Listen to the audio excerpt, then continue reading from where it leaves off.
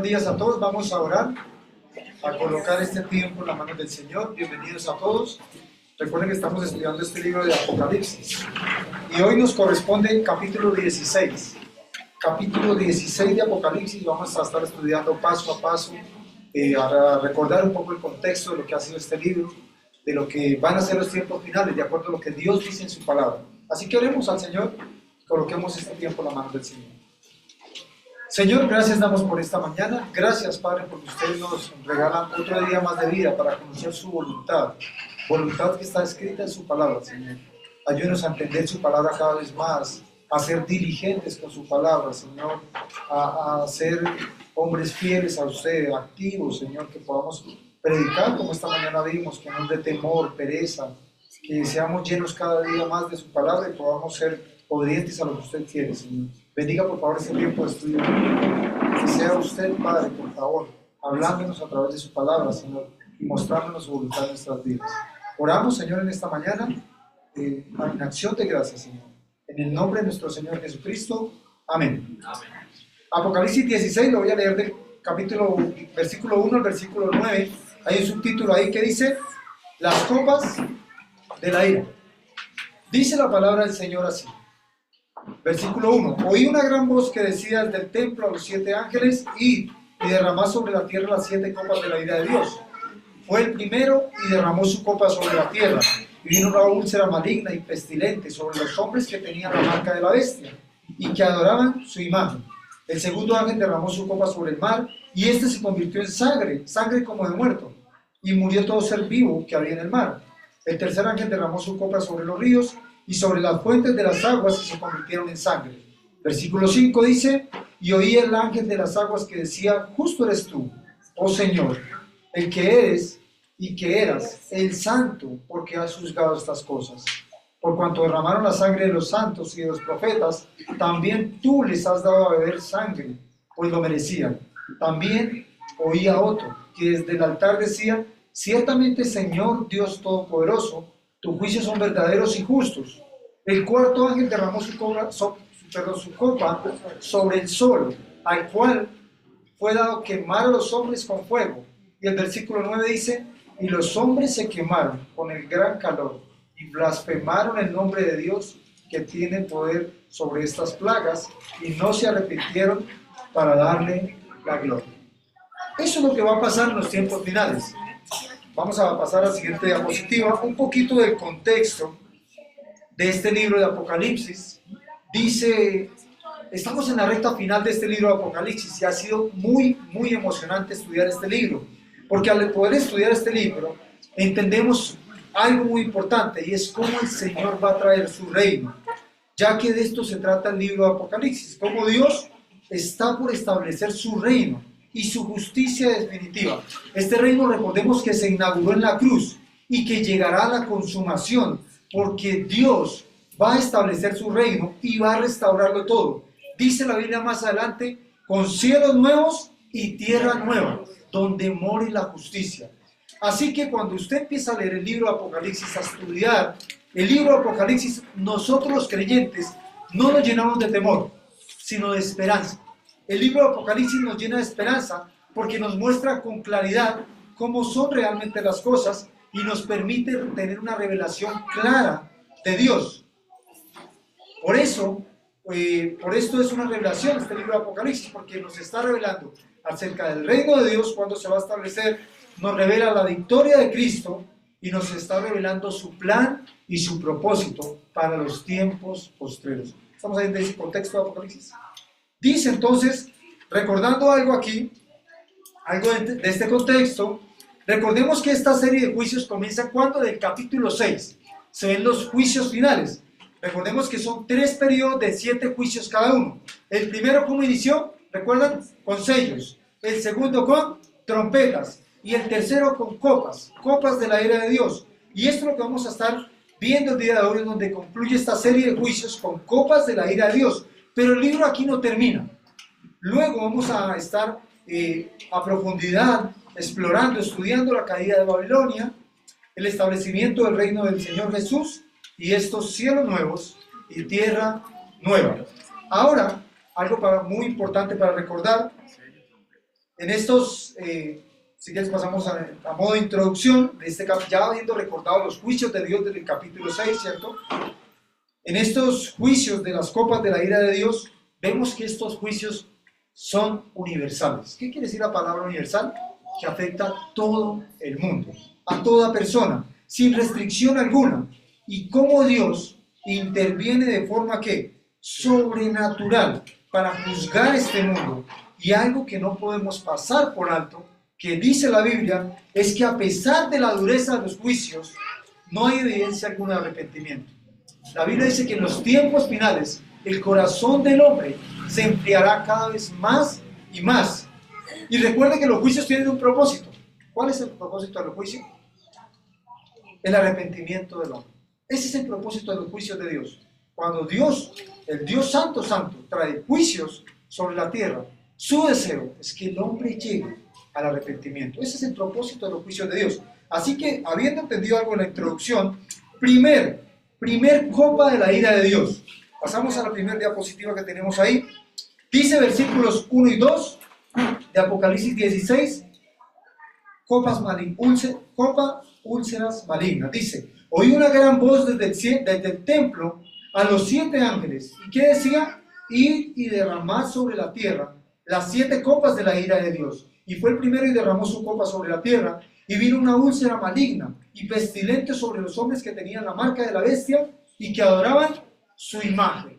Qué juicio tan tremendo, ¿no? La Biblia dice, si usted recuerda algo de lo que estudiamos la semana pasada, donde vale la pena servir a Dios, vale la pena jugarla por el Señor. Algo que vimos al final es que en Apocalipsis 15, 8, decía que nadie podía entrar en el templo. Así que esta gran voz decía desde el cielo, desde el templo, esta gran voz que hablaba de ser el mismo Dios quien da la orden, quien personalmente inicia este juicio de las copas. ¿Y qué dice? Dice, oí una gran voz desde el templo. ¿A quién? ¿A quién se le da la orden en este juicio? A los 7 ángeles. Dice, a los 7 ángeles. ¿Cuál era la orden? Ir y derramar sobre la tierra las 7 copas de la ira de Dios. La orden de Dios a los ángeles es ir y derramar las copas de la ira de Dios. Versículo 2, la primera palabra hasta la coma. Leámosla todos ahí. ¿Qué pasó? Fue el primero y derramó su copa sobre la tierra. Hasta ahí. ¿Qué hizo este ángel? Aquí cabe señalar que los ejecutores de este juicio son otra vez los ángeles. La orden es dada por una gran voz que provenía desde el templo. Y algo muy importante que vemos aquí es que los 7 ángeles, si usted mira, el segundo ángel derramó, versículo 4, el tercer ángel derramó y así sucesivamente, cada ángel recibe la orden de ir y derramar juicio, las copas de la ira de Dios. Y a pesar de lo doloroso que es este juicio, los ángeles nunca desobedecen la orden de Dios. De ir a dar inclusive una mala noticia. Obediencia. Lo que pasa aquí en esta primera palabra, de que fue el primero, fue el segundo y fue el tercero, es obediencia. Los ángeles obedecen a la voz de Dios. Así que estos ángeles cumplen la orden de Dios, pero algo que debemos resaltar, pensar en esta mañana, es que ellos no son los únicos que tienen la orden de ir a hacer algo de parte de Dios. Si usted mira en la Biblia, hay un pasaje en Mateo 28, 19 y 20, que dice, ir y hacer discípulos. ¿Saben? Cuando yo miraba este pasaje a la luz, la orden que Dios da a sus ángeles, a la luz de la orden que Dios da a sus siervos, a los cristianos, no dice solamente vayan los que están enseñando la palabra de Dios, vayan los que están sirviendo en algún ministerio. La Biblia dice que todo creyente, todo aquel que ha nacido de nuevo, tiene la orden de ir. Por eso el evangelismo, porque todos tenemos la gran misión de ir y hacer discípulos. Y esto tiene que ver con la obra misionera, con evangelizar, con compartir la palabra de Dios. Esta mañana decía algo muy interesante el pastor. Nos preparamos para una jornada evangelística, pero el Señor quiere que estemos evangelizando en el trabajo, en el hogar, en todo lugar donde estemos. La orden no para, la orden nunca ha dejado de ser. La orden sigue activa para todo creyente en todo lugar. Por eso la importancia de prepararnos y hacer discípulos. Me encantó mucho esta mañana, decía una canción, mi obediencia es mi mayor adoración. Qué bueno que es pensar en eso. A veces A veces uno puede creer que adora al Señor de distintas maneras, pero la Biblia también nos lleva a pensar que obedecer al Señor es adorar a Dios. Si lo obedecemos a Dios, estamos alabando su nombre, honrando al Señor y obedeciendo a Dios. Y hace poco decíamos algo, ¿por qué no le obedecemos a Dios? ¿Por qué les cuesta obedecerle a Dios? Tal vez porque no lo conocemos, quizá porque no pasamos tiempo con el Señor, y al no pasar tiempo con el Señor, pues no le conocemos. Y como consecuencia de no conocer a Cristo, no lo obedecemos. Al creyente le cuesta mucho, a nosotros nos cuesta mucho obedecer al Señor, porque vivimos una vida fría y vacía delante de Dios, apartados, lejos de lo que Dios dice, lejos de su palabra. Y cuando no conocemos la palabra de Dios, no conocemos a Dios, y naturalmente no le obedecemos a Dios. Así que este primer juicio, algo que contrasta acá es que los ángeles tienen la misión de ir a dar una mala noticia, un juicio. Pero nosotros, ¿por qué nos cuesta obedecer a Dios? Si nosotros llevamos, ¿qué? Las buenas nuevas de salvación. El Señor nos ha dado el privilegio de compartir su palabra, de compartir acerca del amor de Dios, de la salvación, que depende de lo que nuestro Señor Jesucristo hizo en la cruz. ¿Por qué nos cuesta llevar el mensaje de salvación? Estos ángeles llevaron juicio, nosotros llevamos el mensaje de salvación.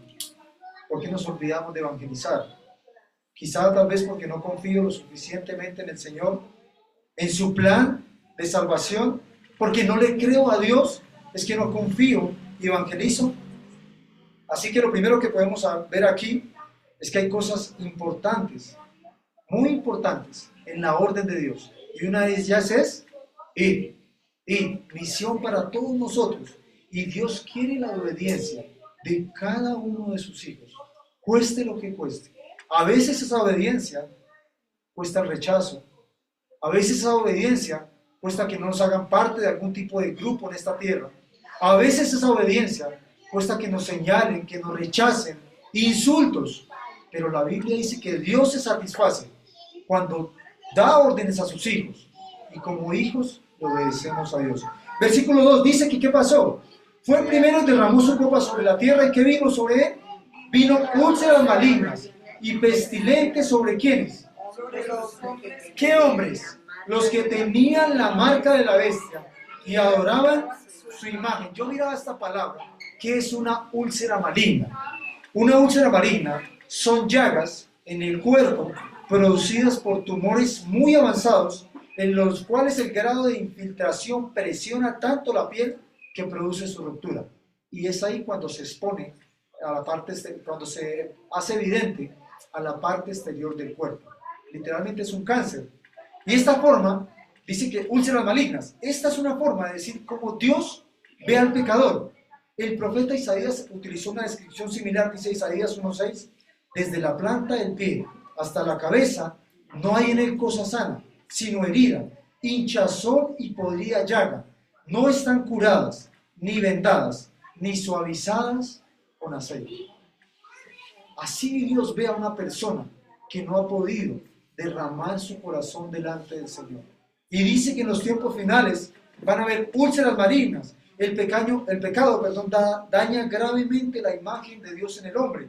Podríamos decir que lo que esta plaga estaba haciendo es sacar al exterior lo que había en el interior, en sus corazones y pensamientos. Y es muy interesante, ¿no? Es muy interesante porque así Dios ve el pecado, porque es un Dios santo. Hay quienes erróneamente pueden llegar a pensar que el pecado no trae ninguna consecuencia en sus vidas o en nuestras vidas. Que nadie juzga el pecado, que uno puede tener pecados ocultos, que uno puede cargar con su propio pecado sin que nadie lo sepa, que nadie juzga. Pero la Biblia dice, este pasaje nos muestra claramente que el Dios justo, el Dios santo, castiga el pecado. Trae consecuencias. Dice que sobre los hombres, ¿sobre qué hombres? Sobre aquellos que tenían la marca de la bestia y adoraban su imagen. Su imagen. Literalmente sobre aquellos que rechazaron a Dios y adoraron a la bestia. Recuerda que hay un grupo que permitió la marca de la bestia, capítulos anteriores, y no solamente permitió, sino que se adaptó al sistema de la bestia y terminaron adorando a la bestia. Sobre aquellos que prefirieron el sistema, las cosas de este mundo, por seguir a Jesús. Sobre aquellos que prefirieron su gloria personal, su propia satisfacción por dar la gloria a Dios en sus vidas. Y algo muy interesante que está ahí, algo muy interesante, dice que hay un contraste. Si usted mira al capítulo anterior, vale la pena servir a Dios. Apocalipsis 15:2 nos muestra que hay un grupo que salió victorioso, que salió vencedor, que ha vencido a la bestia, que no tiene la marca de la bestia, que no se adaptó al sistema del mundo, y dice que ahora ¿dónde están? Alabando a Dios, y se escuchaba el cántico de Moisés. Recuerda capítulo 15, ¿quién te temerá, oh Señor, y glorificará tu nombre? Pues solo tú eres santo, por lo cual todas las naciones vendrán y te adorarán, porque tus juicios se han manifestado. Dice que este grupo estaba adorando a Dios, alabando a Dios con arpas, porque habían alcanzado la victoria al rechazar su lealtad y adoración a la bestia, porque permanecieron fieles a Dios. Y Apocalipsis capítulo 7, versículos 1 y 3, dice que Dios cuida a sus siervos, que Dios cuida a los suyos, que aquellos que son apartados para la gloria de Dios, para la fidelidad a Dios, Dios también protege, cuida. Contraste. Capítulo 15 están los vencedores. Capítulo 15 están los que cantan a Dios, los que son protegidos por Dios. Capítulo 16 están aquellos sobre los cuales el juicio de Dios ha sido derramado. Qué triste es pensar eso, ¿no? El pecado trae consecuencias y Dios juzga el pecado. Pero continuemos. Antes de terminar, este juicio simboliza algo muy importante. ¿Sabe qué simboliza? El sufrimiento de los que han elegido mal. Y elegir mal tiene que ver con darle la espalda al Señor. Elegir mal tiene que ver con vivir una vida de oscuridad. Elegir mal en nuestras vidas es decirle sí al pecado, sí al sistema de este mundo, sí a lo que me dice esta sociedad y no a la palabra de Dios. Juicio sobre aquellos que eligieron mal. Punto número 2. Dice aquí, pasamos a la otra diapositiva, es golpeado el mar. Apocalipsis 16:3. Dice, el segundo ángel derramó su copa ¿sobre qué? Sobre el mar. Y este se convirtió en sangre como de muerto. Y murió todo ser vivo que había en el mar. Y es muy interesante ver estos juicios, ¿no? Mares convertidos en sangre, úlceras. Y esto nos recuerda, sí o sí nos recuerda el Éxodo allí. Así que podemos ver estos juicios finales a la luz de cómo el Señor actuó en el pasado por la dureza del corazón del hombre. Dice que en este segundo juicio es golpeado el mar y muere toda la vida en el mar. A diferencia de la trompeta del capítulo 8, decía que afectaba a la tercera parte del mar. Este juicio es mundial, porque afecta a todo el mar. Y es interesante pensar en esto, ¿no? Imagínense la contaminación tan grande que va a haber en el mar cuando todo se vea, se presente hecho sangre. Y aparte de eso, algo también dice que habrá una tremenda disminución del alimento. Recuerde que del mar salen muchos recursos para la población mundial. La vida marina es una fuente de ingresos para millones de personas y alimento para miles de especies. Así que esto va a traer una catástrofe global. Y dice que sobre el mar cayó este juicio y este se convirtió en sangre como de muerte. Y yo miraba, ¿qué pasaría si el mar quedara por un momento, hoy en día, muerto? Muerto quiere decir sin sus olas activas, muerto quiere decir estático, alguien que no tiene vida, es alguien que no se mueve. Alguien que está muerto es alguien que está totalmente quieto, porque no tiene vida. También veía en medio de este evento catastrófico, dice que se disminuirá el oxígeno, porque ya que los mares producen gran cantidad de oxígeno, y porque el mar va a estar muerto, y algo que debemos reconocer es que esto sí o sí va a traer desestabilización para este mundo. ¿Y este juicio qué simboliza?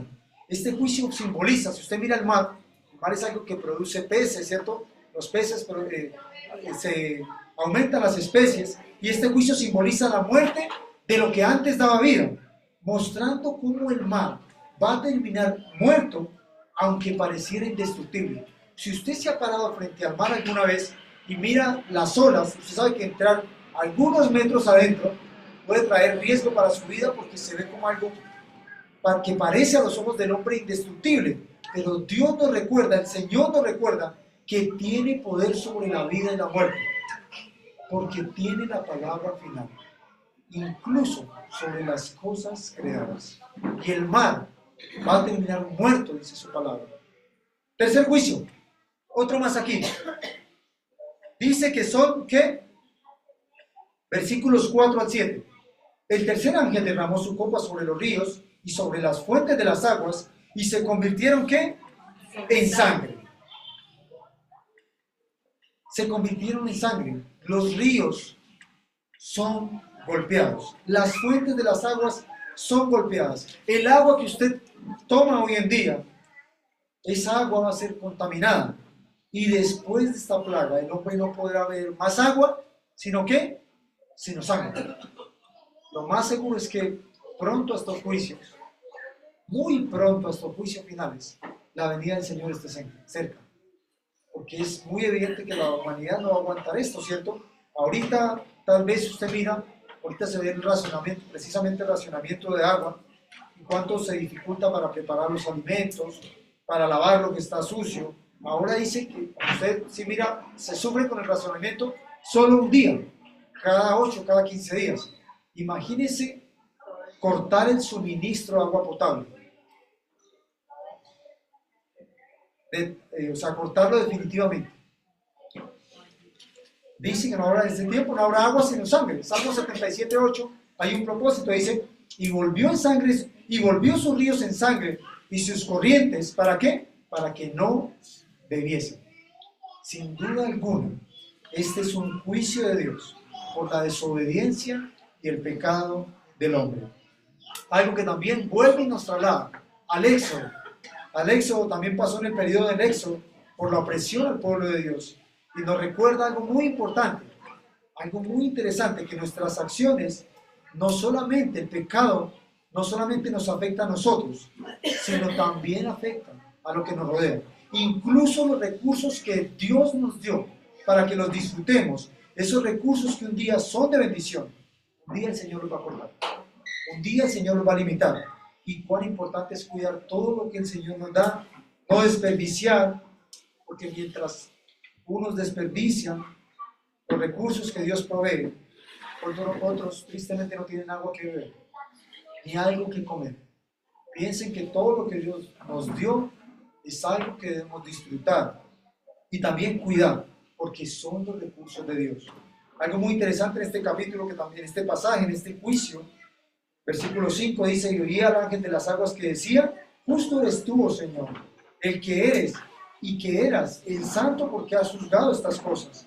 Por cuanto derramaron la sangre de los justos y de los profetas, también tú les has dado a beber sangre, pues lo merecen. También oyó a otro que desde el altar decía, ciertamente, Señor Dios Todopoderoso, tus juicios son verdaderos y justos. Este capítulo deja muy claro que esta ira que se consuma es un acto del Dios Santo, porque Dios es santo. Se están ejecutando estos juicios y dice, justo eres tú. En la justicia de Dios es apropiado que aquellos que disfrutaban de derramar la sangre de los santos, de los profetas, de aquellos que sirven a Dios, van a ser forzados a beber sangre. Ellos se han rehusado al agua de vida y ahora se les dará el agua de muerte. Qué interesante, qué contraste tan tremendo, ¿no? Dios juzga con santidad y justicia al pecado, algo que también podemos comprender aquí. Lo hizo en el diluvio, por la maldad de la humanidad. Lo hizo en el juicio de Sodoma y Gomorra, por la inmoralidad sexual, por el lesbianismo, el homosexualismo, y el justo juicio de Dios llegó. Y el Señor sigue juzgando con santidad. Nos ama tanto nuestro Dios, que no puede dejar de juzgar el pecado. Ese es el Dios santo, el Dios que juzga cuando algo está mal. Y si Dios no juzgara el pecado, no sería un Dios justo y santo. Pero la Biblia dice que Dios no puede ser burlado, que sí o sí tiene que castigar el pecado. Podemos burlar de muchas cosas, en el hogar, tal vez con nuestros esposos, esposas, quizá con nuestros hijos, tal vez en la iglesia, podemos querer burlar, engañar, pero la Biblia dice que no podemos burlarnos de Dios y creer que cuando algo está mal, que cuando estamos viviendo conforme a los deseos pecaminosos de nuestro corazón, Él no actuará con justicia frente a nuestro pecado. Gálatas, alguien que me ayude a leer Gálatas capítulo 6, versículo 7, pensando en esto. Gálatas 6, 7. No os engañéis, Dios no puede ser burlado, pues todo lo que el hombre sembrare, eso también segará. Amén. Uno puede creer que en esta vida nadie va a traer juicio por vivir tal vez apartado del Señor, por vivir en desobediencia a Dios. Pero la Biblia dice que no podemos engañar a Dios. No os engañéis, Dios no puede ser burlado. Pues todo lo que el hombre sembrar, eso también segará. Eso tiene que ver con la siembra y la cosecha. Lo que hicimos ayer, hoy lo cosechamos. Sí o sí. Si en nuestra vida hay una vida de comunión con Dios, de ser apartados para Cristo, de buscar el nombre del Señor, de querer glorificar en nuestras vidas al Señor, seguro que vamos a cosechar eso. Así cueste. Pero si por el lado contrario, nuestra vida se mide por una vida en contaminación de este mundo, seguro que lo vamos a cosechar. Si estuvimos en pecado por algo que no agrada a Dios últimamente, hoy lo estamos cosechando. Muchas veces a través de la tristeza, la culpa, incluso en muchos casos la enfermedad. Porque lo que sembramos, recogemos. Lo que el hombre sembraba, esto también segará. Dios no puede ser burlado. Y el juicio de Dios sigue actuando. Romanos capítulo 2, versículo 2 dice: mas sabemos que el juicio de Dios contra los que practican tales cosas es según verdad. El juicio de Dios es según la verdad. Y Dios sí que conoce nuestros corazones.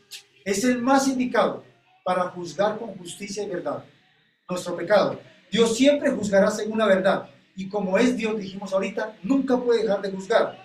Y Dios no juzga al hombre según la mentira, sino según la verdad. Si tuviera que venir el Señor hoy, si estuviéramos delante de Dios, solo el Señor y yo, ¿qué cosas juzgaría Dios hoy en mi vida si lo hiciera en este momento? ¿Qué tendría que juzgar a Dios en mi vida? Cuarto y último juicio que vamos, copa de la ira de Dios, que vamos a estar viendo en esta mañana. Pasamos 4. Calor abrasador. Tiempos finales. ¿Saben algo muy interesante? Es que esto también para compartir, para ver, para entender, estos juicios, a diferencia de los otros, van a llegar uno tras otro, seguiditos, sin espacio, porque son juicios finales. Los juicios llaman al hombre al arrepentimiento, y aún en medio de los juicios, tal vez haya arrepentimiento, pero son juicios tan fuertes, tan difíciles, que tal vez el hombre va a estar frío y en disposición en su corazón para arrepentirse delante de Dios. Dice, versículos 8 y versículo 9, dice: el cuarto ángel derramó su copa sobre el sol, al cual le fue dado quemar a los hombres con fuego. Y los hombres, ¿qué pasó? Se quemaron con el gran calor y blasfemaron el nombre de Dios, que tiene poder sobre estas plagas, y no se arrepintieron para darle la gloria. Hoy veíamos un video muy interesante. ¿Sabe que en este mundo, no para señalar, es Dios el juez justo? Nosotros somos mensajeros de Dios. Pero qué triste es ver que las personas reconocen que se van a perder en el infierno. Que si murieran hoy, irían al infierno. Y aún así, no le dieron la gloria a Dios. Pues este versículo dice lo mismo. Que en los tiempos finales, a pesar de todos estos eventos catastróficos, el hombre no le va a dar la gloria a Dios. No le va a dar la gloria a Dios. Y dice, según la ONU, un artículo de la ONU, hablando de este juicio abrasador, cada año sigue aumentando la temperatura. Entre 2023 y 2024 se registró la temperatura más alta registrada. Y hay un 50% de probabilidades que entre 2024 y 2028 siga en aumento. Y dice la Biblia que habrá un juicio de calor abrasador. Isaías 30:26 dice así: y la luz de la luna será como la luz del sol, y la luz del sol 7 veces mayor, como la luz de 7 días, el día que vendare Jehová la herida de su pueblo, y curare la llaga que él causó. En los tiempos finales, dice que habrá un juicio, un calor abrasador. También se dice que la luz del sol será 7 veces mayor. Y una vez se separa. Ayer yo veía a mi hija, María José, llegó su hija muy blanquita, llegó con su carita muy rosada, muy quemada, rojita. Y a veces nomás uno se enfrenta a estas temperaturas actuales y lastima la piel.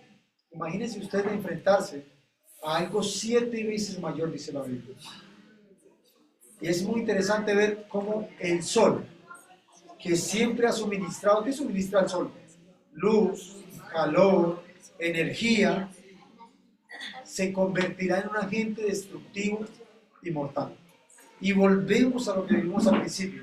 El Señor tiene el poder sobre toda su creación, incluso sobre, siempre nos ha dicho la palabra, sobre la vida y la muerte. Los hombres no encontrarán una forma de protegerse de un calor tan ardiente que va a ser como fuego, dice la Biblia, que parecerá fuego. Y este aumento importante también afectará a los glaciares, llegando a derretirlos.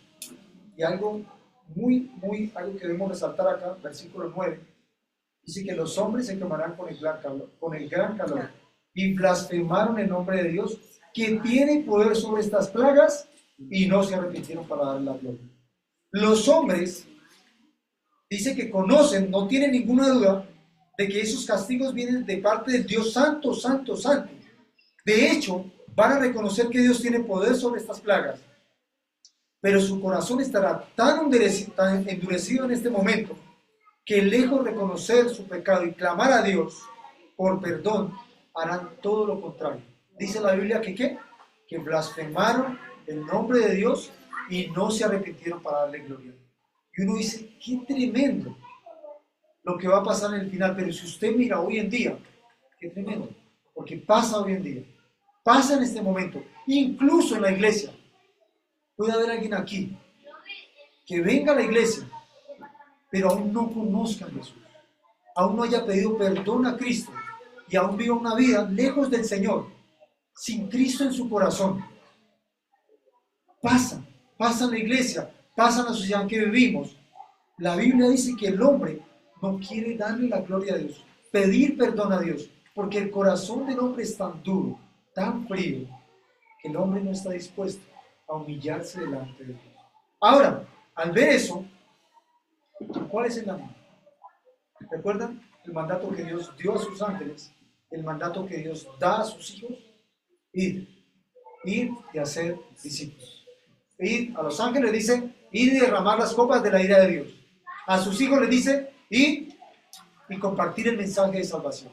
Cuando uno ve todos estos eventos catastróficos, Dios anima, nos hace un llamado a nuestro corazón a pensar que la salvación no es de nosotros, sino es de Dios. Lo vimos claramente. Y que como hijos de Dios obedecemos a su palabra y compartimos con otros del amor de Dios, porque los juicios de Dios son fuertes.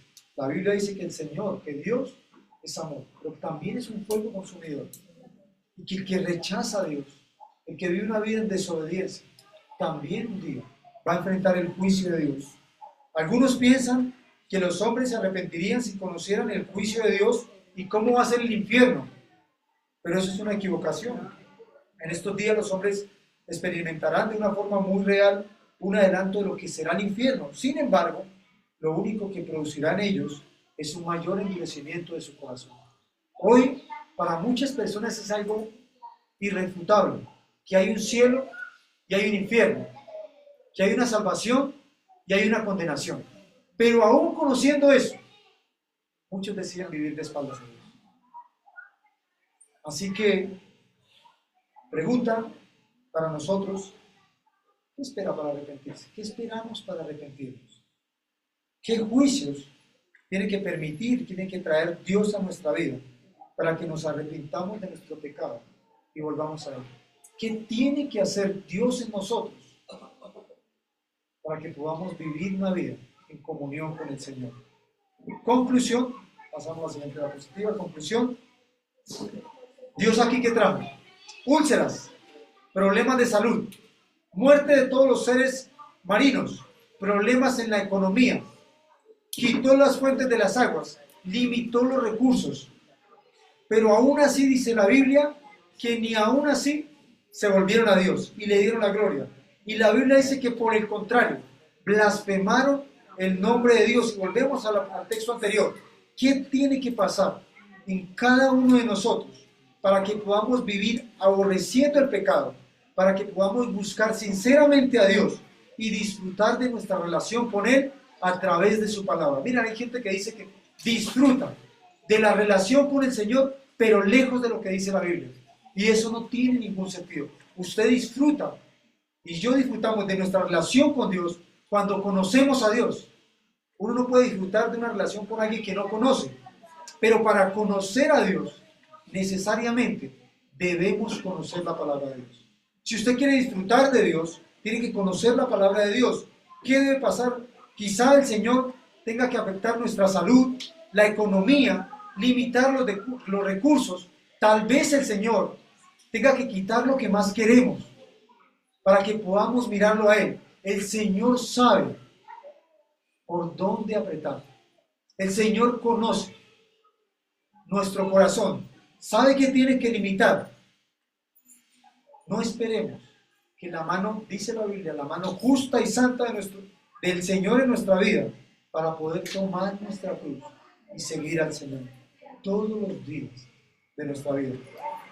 Que contrario a estos hombres, dice la Biblia, versículo 9, que contrario a estos hombres que blasfemaron el nombre de Dios por una vida sucia, por el pecado y sin arrepentirse, nosotros que estamos hoy aquí escuchando la voz de Dios a través de su palabra, podamos vivir cada día de nuestras vidas para la gloria de Dios. ¿Saben que algo que nos cuesta mucho es vivir para Dios? Es un común denominador, aún en los hijos de Dios. Algo que cuesta es tomar la cruz de Dios, tomar su cruz y seguirle día tras día. Porque tomar la cruz, hemos explicado varias veces, es morir a mí mismo, morir a mi orgullo, morir a mis deseos, morir a mi carne para vivir a Cristo, para vivir en santidad, para vivir apartado, para vivir en sujeción a lo que Dios dice en su palabra. Y es triste, ¿no? Porque muchas veces queremos vivir para nuestra propia gloria, para nosotros, para cada logro personal, familiar, laboral. Pero la Biblia dice que si hay algo por lo que debemos vivir, es para la gloria de Dios. Y eso es lo que hace a un cristiano, un hombre apartado para el Señor. Gálatas 6:14, les comparto uno de mis versículos favoritos en la palabra. Dice: pero lejos esté de mí gloriarme, sino en la cruz de nuestro Señor Jesucristo, por quien el mundo es crucificado a mí y yo al mundo. ¿Saben que este versículo es un aliciente para todo creyente? La gloria del hombre, la gloria del creyente, no debe estar en algo personal, ni siquiera en lo que posee, ni siquiera en la familia, ni en un título personal. La gloria del hombre debe ser conocer cada día más al Señor Jesucristo, amarle más y obedecerle. Decíamos al principio que la obediencia a Dios es nuestra mayor adoración. Qué bueno es pensar que si le obedecemos a Dios, que si nos sujetamos a su plan divino, aunque a veces no nos parezca, no nos guste, aunque nos cueste, es lo que Dios quiere, la gloria de Dios. Muchos en este mundo buscamos la gloria personal, la gloria del hombre, pero el Señor nos recuerda que la gloria del hombre no vale nada. Al final de los tiempos no tiene sentido, porque cuando partamos a la eternidad, ¿qué hicimos para el Señor? Vamos a orar, terminamos ahí. Capítulo 16, copas de la ira de Dios. La próxima semana continuamos con lo que nos falta. Señor, gracias damos por esta mañana.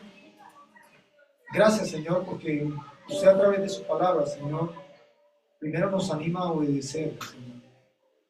a obedecerle con su mandato para nosotros, Señor. A obedecerle en la obra misionera, Señor. A ir, Señor, a cada lugar de esta tierra, Señor, donde usted nos haya puesto, Señor. A ser discípulos, Señor. A apoyar las misiones, Señor. Perdónanos porque muchas veces pensamos solo en nosotros mismos, Señor, en que somos salvos por su gracia, Señor. Y nos olvidamos que hay muchas personas que mueren, Señor, sin haberle conocido a usted.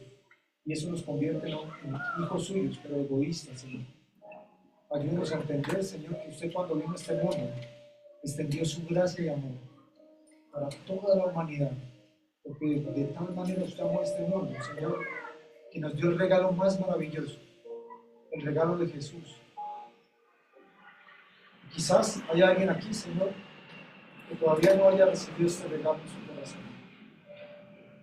Quizás alguien aquí todavía no entiende, Señor, que la salvación, que la decisión más importante de su vida es recibir a Cristo, o tal vez rechazarlo, Señor.